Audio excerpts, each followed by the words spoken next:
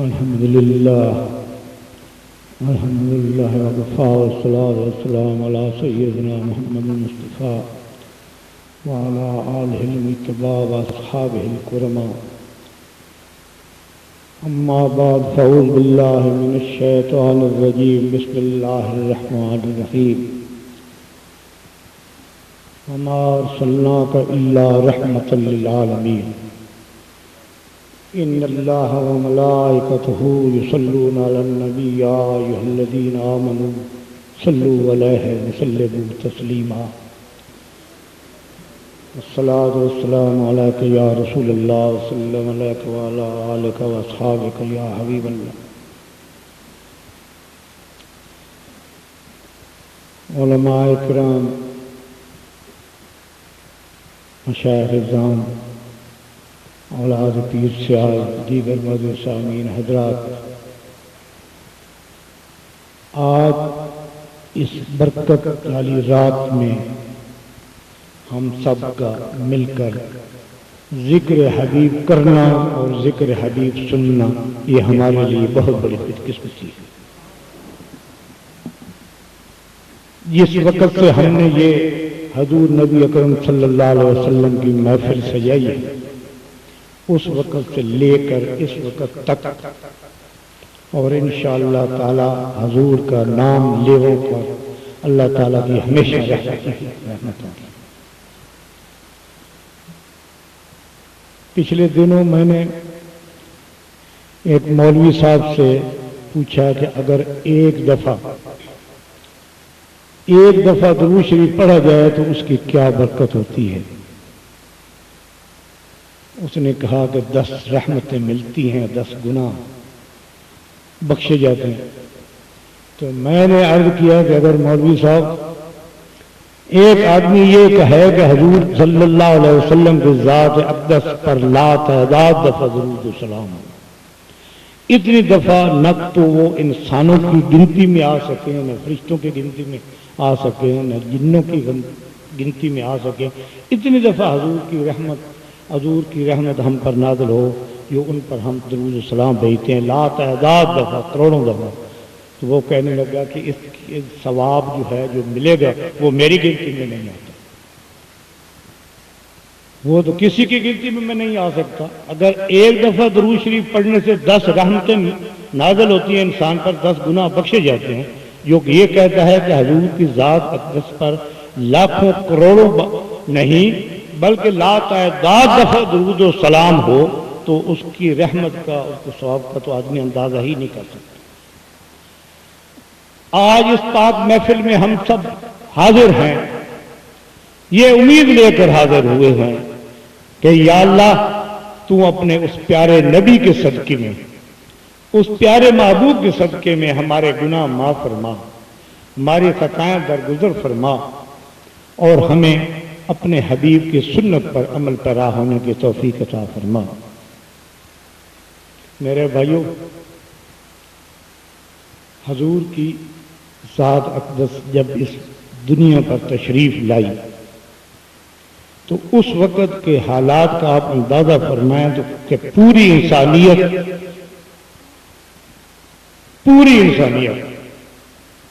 جو ہے وہ پہلے اندھیرے کے گڑھے میں گر چکی تھی، لیکن حضور نے ان کو ایک بلند مقام پر پہنچایا تشریف لا کر.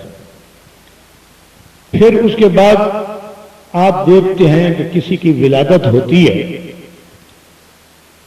تو شہر سے بڑی سے بڑی کسی ڈاکٹر کو بلایا جاتا ہے، نرسیں آتی ہیں جن کا نام اسلام والا ہوتا ہی نہیں ہے. آج کل کا رواج یہ ہے کہ ہم ہر چیز جو ہے وہ پسند کرتے ہیں کہ جو کہ انگریزی زبان میں استعمال ہوتی ہے. پنجابی میں ہم دائی کہتے ہیں، یہ نرس کہتے ہیں، میڈم کہتے ہیں، کوئی ان کی جو ہے مڈ وائف ہوتی ہے وہ ہوتی ہے. جب نبی اکرم صلی اللہ علیہ وسلم اس دنیا پہ تشریف لائے تو ان کی ولادت باسعادت کے وقت کون تھی؟ آپ اندازہ فرمائیں کہ اماں حوا تھی، اس وقت حضرت مریم تھی، وہ منتظر تھی کہ کون اس دنیا میں تشریف لانے والا ہے۔ سرکار جب تشریف لائے اس دنیا میں تو ملک کی نہیں پوری دنیا کی آتش کدہ جو تھے وہ بجھ گئے، ختم ہو گئے۔ یہ ان کا ایک پہلا معجزہ تھا دنیا کہ تمام آتش کدہ جو تھے وہ ختم۔ پھر اللہ تعالیٰ کا محبوب مکہ شریف میں تشریف فرما ہوئے۔ مکہ شریف میں بہت سے جوتیاں بنانے والے ہیں، ہم پنجابی زبان میں کیا کہتے ہیں، موچی کہتے ہیں، وہ جوتیاں بناتے ہیں لوگوں نے۔ مکہ شریف کے شہر میں پتہ نہیں کتنے لوگ تھے اس وقت جنہوں نے ان سے جوتیاں بنوائیں۔ اس نے نبی پاک کے لیے بھی ایک جوتی بنوائی۔ تھوڑی سی توجہ، تھوڑی سی نسبت کا بھی میں ذکر کروں گا کہ نسبت کیا ہوتی ہے۔ نسبت کے بغیر انسان جو ہے وہ کامل نہیں ہو سکتا۔ اگر ایک انسان کا ہاتھ ایک پیر کامل کے ہاتھ میں نہیں ہے، اس پیر کامل کو جس کو پیر کامل سے بیعت کرنے کی اجازت ہے اس نے ہاتھ نہیں دیا تو وہ کامل نہیں ہو سکتا، وہ بھٹکتا پھرتا رہے گا۔ کبھی وہ کندھے پر بستر اٹھائے لوٹا ہاتھ میں پکڑے رائے ونڈ میں چلے جائے گا۔ اگر اس کو کہو چلو مدینہ شریف چلیں، چلتے تو ہیں لیکن ارادہ یہ کریں گے کہ ہم مسجد نبوی کی زیارت کریں گے۔ اور بے وقوفو، نسبت اس مسجد نبوی کی کس کے ساتھ ہے؟ نسبت تو حضور کے ساتھ ہے اس کی۔ اگر زیارت کرنی ہے تو اس کی زیارت تو آپ کرو، جس کی نسبت ہے تو اس کی زیارت نہ کرو کہ جس کے ساتھ اس کی نسبت۔ میری بات آپ سمجھ رہے ہیں؟ تو عرض جوتی کے متعلق کر رہا تھا، حضور صلی اللہ علیہ وسلم کی جوتی بھی تیار ہوئی، اس کو نسبت ہوئی حضور کے قدم مبارک سے، تھوڑی سی نسبت ہی ہوئی حضور کے قدم مبارک سے، اس کو نسبت ہوئی تو اس کا اتنا درجہ بلند ہوا اس جوتی کا کہ پہلا آسمان بھی نیچے ہو گیا، جوتی اوپر ہو گئی۔ جوتی جو ہے وہ اوپر ہو گئی، کیوں؟ کہ اس کے نبی اکرم کے تلوے جو ہیں نا اس جوتی سے مس ہوئے تھے، اس کی اتنی قدر قیمت ہو گئی کہ پہلا آسمان نیچے ہے، جوتی اوپر ہے، دوسرا آسمان نیچے ہے، جوتی اوپر ہے، تیسرا آسمان نیچے ہے، جوتی اوپر ہے، چوتھا آسمان نیچے ہے، جوتی اوپر ہے، پانچواں آسمان نیچے ہے، جوتی اوپر ہے، چھٹواں آسمان نیچے ہے، جوتی اوپر ہے، ساتواں آسمان نیچے ہے، جوتی اوپر ہے، عرش عظیم نیچے ہے، جوتی اوپر، عرش عظیم نیچے ہے، جوتی اوپر ہے۔ ایک مکے کا عام موتی نے اس کو بنایا تھا نا، تو اللہ تعالیٰ نے اس کو اتنی عزت بخشی کہ عرش عظیم کے اوپر چلی گئی۔ میرے بھائیوں، یہ معمولی ہستی نہیں آئی، یہ معمولی ہستی نہیں، اس ہستی کے لیے تو حضرت عیسیٰ علیہ السلام نے، میں مفتی صاحب سے ادب سے معذرت چاہتا ہوں کہ عیسیٰ علیہ السلام نے اپنی امتی کو یہ کہا تھا کہ یاد رکھو جو آخری نبی ان کی اپنی کتابوں میں موجود ہے، آخری نبی جو آنے والا ہے احمد، اس کی جوتیوں کے تسمے کھولنے کی میں لیاقت نہیں رکھتا۔ عیسیٰ علیہ السلام جو روح اللہ، پھر دیکھو حضور کی شان کہ عیسیٰ علیہ السلام جو مردہ زندہ کرتے تھے، عیسیٰ علیہ السلام جو روح اللہ ہے، وہ کہتے ہیں میں تو اس کی جوتیوں کے تسمے کھولنے کی لیاقت نہیں رکھتا۔ اب باری آئی موسیٰ علیہ السلام، موسیٰ علیہ السلام نے عرض کی کہ یا اللہ تو اپنا آپ مجھے دکھا، اپنا آپ مجھے دکھا، تو فرمایا لن ترانی، کہ تو مجھے نہیں دیکھ سکتا، اس میں یہ نہیں کہ مجھے دیکھ بھی کوئی نہیں سکتا، یہ نہیں فرمایا اللہ تعالیٰ، فرمایا کہ تو مجھے نہیں دیکھ سکتا، دیکھنے والا کوئی اور آئے گا۔ لیکن کیونکہ انبیاء کی دعا تھی کہ یا اللہ تو مجھے اپنا آپ دکھا، جلوہ دکھا، دعا بھی مقبول ہوئی۔ کس کے وسیلے سے؟ محمد کے وسیلے سے، براہ راست دعا نہیں ہوتی۔ کلیم اللہ تھے، اللہ کے ساتھ کلام بھی کرتے تھے، کلیم اللہ بھی تھے، نبی بھی تھے، لیکن نہیں، میں اپنا آپ پہلے کسی اور کو نہیں دکھاؤں گا، وہ دیکھنے والا کوئی اور آئے گا جو آج کی رات آ رہا ہے صبح کے وقت، اس کی استقبال کے لیے ہم سب غلام اس کے حاضر ہیں، اس کے استقبال کے لیے ہم بیٹھے ہیں۔ تو جب حضور ہمارے آقا و مولا تشریف لے گئے عرش پر، اللہ تعالیٰ کی بارگاہ میں، وہ جبرائیل بھی راستے میں رک گیا جو تمام انبیاء کا رازدان تھا، وہی لے آنے والا تھا۔ تو سدرۃ المنتہا مقام پر جب وہ رک گیا تو نبی اکرم صلی اللہ علیہ وسلم نے فرمایا کہ چل میرے ساتھ تو بھی۔ تو عرض کی کہ یا رسول اللہ، میں حضور کے مقام اور شان کی متعلق عرض کر رہا ہوں کہ یا رسول اللہ، ایک تو وہ پیغمبر ہے جو التجا کرتا ہے کہ مجھے اپنا آپ دکھا، تو کہتا ہے کہ نہیں، تو مجھے نہیں دیکھ۔ ایک یہ ہے کہ جس کو اپنا آپ دکھانے کی طلب ہو رہی ہے کہ تو آ مجھے دیکھ، اس میں فرق ہے۔ حبیب اللہ اور کلیم اللہ میں فرق تو یہی ہے کہ وہ کہتا ہے کہ مجھے دکھا، اللہ فرماتا ہے کہ تو مجھے نہیں دیکھ سکتا۔ وہی اللہ کہتا ہے کہ ہاں میرے محبوب تو مجھے دیکھ، میں تجھے دیکھ۔ تو وہ تشریف لائے، اس دنیا میں تشریف لائے، پھر عرش عظیم پر تشریف لے گئے، سدرۃ المنتہا پہ جبرائیل رک گئے، فرمایا کہ یا رسول اللہ آگے میرے جانے کی مجال نہیں ہے، اگر بال برابر میں آگے چلا جاؤں نا تو میں جل جاؤں گا اللہ تعالیٰ کی جلدیات۔ یہاں حضور شیخ الاسلام حضرت خواجہ محمد قمر الدین رضی اللہ تعالیٰ عنہ، جو ہم سب کے پیر بھی ہیں، رہبر بھی ہیں، اور انشاءاللہ ہمیں قیامت کے دن بھی وہ بچائیں گے، سفارش کریں گے نا، ضرور کریں گے سفارش۔ وہ اللہ کا ولی بھی ہے۔ کئی لوگ ہوتے ہیں غلام ہوتے ہیں، نام کے غلام، بیعت کر لی غلام ہو گئے۔ غلام وہ بے مثال تھا، پیر وہ بے مثال تھا، حضور شیخ الاسلام عرض کر دوں، اس کا جو ذکر کرنا ہے نا پہلے اس کا تعارف بھی کرا لو۔ فقر اس پہ ناز کرتا تھا، علم اس پہ ناز کرتا تھا، ولایت اس پہ ناز کرتے تھے۔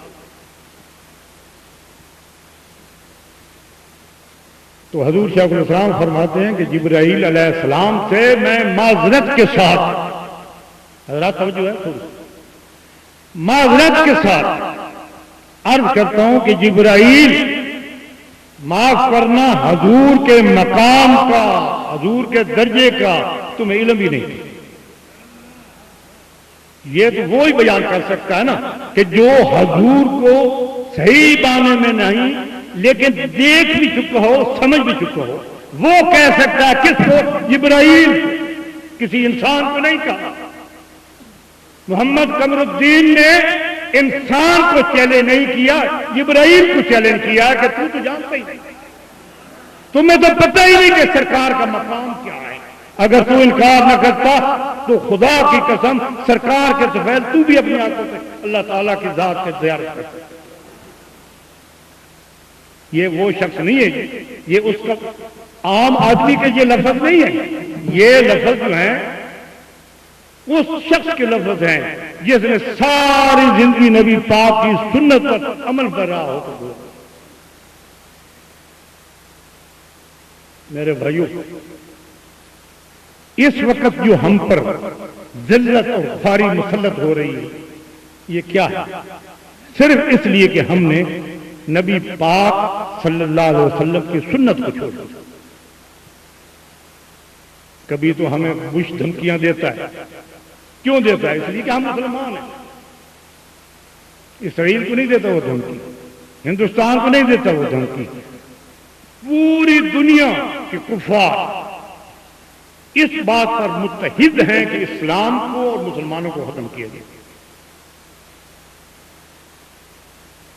لیکن الحمدللہ حضور کے غلام اب بھی اس دنیا میں ہیں اور انشاءاللہ تعالی قیامت تک قائم رہیں گے۔ میں عرض کرتا ہوں کہ اب دینی مدارس کی جو اس وقت ضرورت ہے، اس سے پہلے اتنی نہیں تھی۔ میں علماء کرام کی خدمت میں عرض کرتا ہوں کہ اپنی پوری زندگی جس طرح آپ نے تعلیم پر وقف کر رکھی ہے، اس کو مزید اور فعال بنائیں تاکہ ہم پوری دنیا کے غیر مسلموں کو جواب دے سکیں۔ یہ بھی یاد رکھو میرے بھائی کہ کچھ ناعاقبت اندیش کہتے ہیں کہ قرآن کریم صدیوں پرانا ہے، اب وہ آئین اس موجودہ دور کے مطابقت نہیں رکھتا، نعوذ باللہ من۔ اللہ تبارک و تعالیٰ کے یہ کلام شروع سے لے کر قیامت تک انشاءاللہ تعالیٰ آپ کی رہنمائی کر سکتے ہیں۔ آپ کو کوئی مسئلہ درپیش ہو، قرآن و حدیث سے خلاص کرنے آپ کو مل جائے گا۔ پھر اللہ تعالیٰ نے اپنے نبی، اپنے پیارے محبوب کی کیا شان بیان فرمائی ہے قرآن پاک میں، فرمایا کہ اذ ظلموا انفسہم جاؤوک، اذ ظلموا انفسہم جاؤوک، کہ جس وقت تم اپنی ذات پر گناہوں کا بوجھ اتنا اٹھا لو کہ وہ بوجھ تم سے اٹھایا نہ جائے، غرق ہو جاؤ گناہوں میں، اس کی بارگاہ میں چلے جاؤ۔ اذ ظلموا انفسہم جاؤوک، کس کی بارگاہ میں؟ نبی پاک کی بارگاہ میں جاؤ۔ یا اللہ پہنچ کے کیا کریں گے ہم؟ اس سے اپنے گناہوں کی معافی مانگو، اس کو میرا وسیلہ، میں تمہارے گناہ مانگوں۔ یا اللہ میں تو غریب ہوں، کنگال ہوں، میرے پاس تو اتنی طاقت نہیں کہ میں سرکار کے قدموں میں جا سکوں۔ تو اللہ فرماتا ہے کہ میں نے اپنے محبوب کے غلاموں کو، اپنے محبوب کے غلاموں کو اتنی طاقت دی ہے کہ اگر اس کے در پہ بھی چلے جاؤ تو گناہ معاف ہو سکتے ہیں۔ اگر تمہاری طاقت نہیں ہے اتنے دور جانے کی تو میرے محبوب کے جو غلام ہیں، جو عاشق ہیں، ان کے مقام پر چلے گئے۔ جیسا کہ ایک شخص آپ سب نے سنا ہے، میں زیادہ زبان درازی کرنے سے ڈرتا ہوں، ادھر حضرت مولانا غلام حیدر صاحب تشریف فرمائے، ادھر مفتی صاحب تشریف فرمائے، سامنے میرے خضر صاحب بیٹھے ہیں، میں کہوں تو کیا کہوں گا۔ لیکن مصر کی اس عورت کی خریداری جو اٹی لے کے یوسف علیہ السلام کو خریدنے گئی تھی، اس کی مانند میں بھی اتنا عرض ضرور کر دوں کہ میرا نام تو آ جائے گا کہ اللہ تعالیٰ کی محبوب، آپ گواہی دیں گے نا، میں اللہ تعالیٰ کی محبوب کی تعریف میں عرض کر رہا ہوں جو کہ آپ کا۔ تو ایک بات جو ہے وہ عام ہے کہ ایک شخص تھا، اس نے 99 قتل کیا، جس کے پاس جاتا کہتا ہے میں نے اتنے قتل کیے میں بخشا جاؤں گا، وہ کہتا ہے کہ نہیں تو بہت مجرم ہے، گناہ گار ہے، وہ اس کو قتل کر دیتا۔ حتیٰ کہ اس نے 99 قتل کرنے کے بعد ایک آدمی کے پاس گیا، بڑی داڑھی تھی، اس کی تسبیح ہاتھ میں تھی، تکیہ لگایا، کہنے لگا میں نے 99 قتل کیا ہے، میں میری بخشش ہو سکتی، میں بخشا جاؤں گا؟ اس نے کہا ہرگز نہیں۔ اس نے کہا چلو 99 پہلے کر گیا، 100 پورا کر دوں گا۔ اس کو بھی اس نے قتل کر دیا، لیکن بڑا پشیمان ہوا، ازردہ ہوا، چل پڑا وہاں سے۔ راستے میں ایک آدمی ملا، اس سے پوچھتا ہے میں نے 100 قتل کیے ہیں، تھوڑی سی توجہ اور غور۔ ذرا نبی پاک کے غلاموں کا مقام اور ان کا مرتبہ بھی تو دیکھیں، اختیار بھی تو دیکھیں، اس کے اختیار کا ہو. تو کہا میں نے 100 قتل کیے ہیں، میری کوئی بخشش کا ذریعہ؟ انہوں نے کہا ہاں ہے، کسی اللہ تعالیٰ کے بندے کے پاس چلا جا، اس کے قدموں پہ گر کے معافی مانگ، وہ تیری سفارش کرے گا. اللہ تعالیٰ اپنے پیاروں کی سفارش مانتا ہے، اس لیے کہ وہ اس کے پیارے محبوب کے غلام ہیں. وہ اپنے پیارے محبوب کے غلاموں کی درخواست رد نہیں کرتا. تو جا کسی نبی کے غلام کے پاس، وہ تیری سفارش کرے گا، تو بخش. وہ خوشی خوشی چل پڑا. ابھی تھوڑا فاصلہ طے کیا تھا کہ اسرائیل کو حکم ہوا کہ اس کی جان ہی قبض کر دے، جان قبض. اب بات آتی ہے لاج کی. لاج کیا؟ آپ نعرہ لگاتے ہیں کہ لجپال، 30 سال لجپال نعرہ تو لگاتے ہیں، لیکن اس کا اصلی مفہوم ہے بات وہ آپ نہیں کہی سکتے. مر گیا، فرشتے آئے، دوزخی فرشتے آئے اس کو پکڑنے کے لیے کہ اس کو ہم دوزخ میں لے جائیں گے. جنتی فرشتے آئے کہ نہیں، ہم اس کو جنت میں لے جائیں گے. اللہ تعالیٰ کے پاس دونوں گئے، انہوں نے اپنا فیصلہ رکھا. اللہ نے فرمایا تو ایسا کرو، زمین جو ہے وہ ناپو، اگر یہ میرے بندے کی طرف زیادہ سفر کر چکا ہے تو اس کو چھوڑ دو، جنت میں جانے دو، یہ معافی کے لیے آ رہا تھا. اگر یہ سفر جو ہے تھوڑا بھی کیا تو دوزخ میں لے جاؤ. تو یہ علم تھا، رشتوں کو بھی پتا تھا کہ سفر تو تھوڑا کیا، کیونکہ اللہ کا حکم تھا یہ میرے بندے کی طرف جا رہا ہے. کیوں جا رہا ہے؟ معافی مانگنے کے لیے. تو زمین کو حکم ہو گیا تو سکڑ گئی، زمین سکڑ گئی. جب ناپا گیا تو سفر انہوں نے زیادہ طے کیا تھا. اللہ نے فرمایا چھوڑ دو، میرے پیارے بندے کے صدقے سے چھوڑ. یہ ہے نبی پاک کے غلاموں کی، یہ ہے نبی پاک. آپ نے وہ بھی سنا ہے، حضرت پیر پٹھان غریب لاز کا واقعہ بھی سنا ہے؟ آپ نے نہیں سنا کہ ایک راستے پہ ایک ہندو ہوتا تھا. اب اگر زیادہ وقت ہو رہا تو مجھے بند کر دیں، سلوار کھینچ لیا. حضرت پیر پٹھان غریب لاز کے راستے میں ایک ہندو رہتا تھا. اس کو یہ پتا تھا کہ یہ شخص جو ہے یہ عام شخص نہیں، یہ اللہ تعالیٰ کا مقبول بندہ ہے. جب حضور گزرتے وہ ہاتھ باندھ کے کھڑا تو حضور اس سے پوچھتے خیریت کیا حال ہے تیرا؟ وہ صرف اتنا کہتا کہ بھلوں کو بھلی لا، بھلوں کو بھلی لا. آخر ایک وقت آیا کہ آپ حضور نے پیر پٹھان اللہ نے اس کو دیکھا، لیکن وہ نظر نہیں آیا. 2-3 دن نظر نہیں آیا. کسی نے کہا کہ وہ سخت بیمار ہے، شاید مر جائے. تو پتہ چلا کہ وہ مر گیا. حضور پیر پٹھان اللہ نے فرمایا کہ جاؤ اس کے گھر والوں کو کہو کہ وہ مجھے دے، وہ مجھے دے، میں اس کا کفن دفن کا انتظام کرتا ہوں، اس کو نہلاتا ہوں، اس کا جنازہ پڑھتا ہوں. پیر پٹھان تو وہ درویش پیغام لے کر گیا تو اس کے گھر والوں نے کہا کہ وہ تو ہندو تھا، ساری زندگی اس نے کبھی روزہ نہیں رکھا، نماز نہیں پڑھی، کلمہ نہیں پڑھا، تو آپ فرما رہے ہیں بھائی وہ مجھے کہتا تھا بھلوں کو بھلی لا. اس نے اتنی دفعہ مجھے لاج ڈالی ہے میرے گلے میں کہ اس کی لاج تو میں نبھاؤں گا، لیکن تمہارے پاس کیا ثبوت ہے کہ وہ مسلمان نہیں ہوا؟ جب اس نے مجھے پہلی دفعہ دیکھا تو میں نے اس کی طرف توجہ کی تو اس کی زبان سے کلمہ شریف جاری ہو گیا. وہ مسلمان تھا. یہ حضور ہم نہیں مانتے کہ وہ مسلمان. اچھا چلو نہیں مانتے تو اس کو جلاؤ.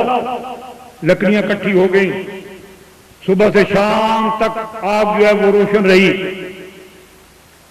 یہ میں ذکر کر رہا ہوں نبی پاک کے غلاموں کے اختیار کا. نبی پاک کے غلاموں کا کیا اختیار ہے، پھر اندازہ لگا لینا کہ نبی پاک کا کیا ہے. شام تک لکڑیاں جلتی رہیں، اس کو اوپر رکھ دیا گیا، لکڑیاں جل گئیں لیکن اس کو آگ نے نہیں چھوئی. جو پیر پٹھان کو کہتا ہے کہ میری لاش تیرے ہاتھ ہے، تو اس کو اس دنیا کی کیا اگلے دنیا کی آگ بھی نہیں جلا سکتا۔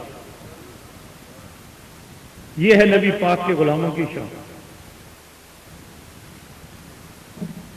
تو حضور نبی اکرم صلی اللہ علیہ وسلم کی شان بیان کرنا یہ کسی انسان کی بس کا روک نہیں۔ اسی ضمن میں حضور کی تاریخ کے ضمن میں حضور شیخ الاسلام کا ذکر بیان کرتا چلوں۔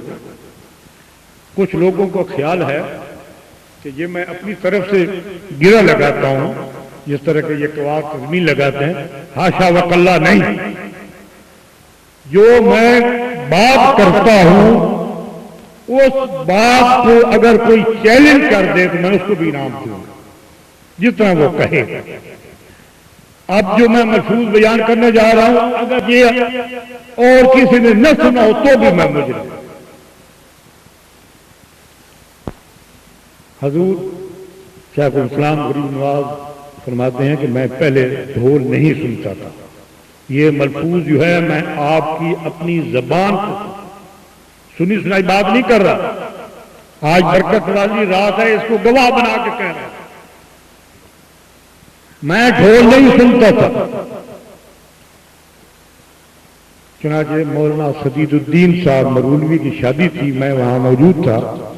دوپہر کو کھانا کھانے کے بعد میں سویا تو خواب میں میں نے دیکھا کہ حضور نبی اکرم صلی اللہ علیہ وسلم اپنی تمام امت کو بخشا کے لے جا رہے ہیں اور آگے آگے ڈھول بجتے جا رہے ہیں، ایک نہیں ڈھول بجتے جا رہے ہیں۔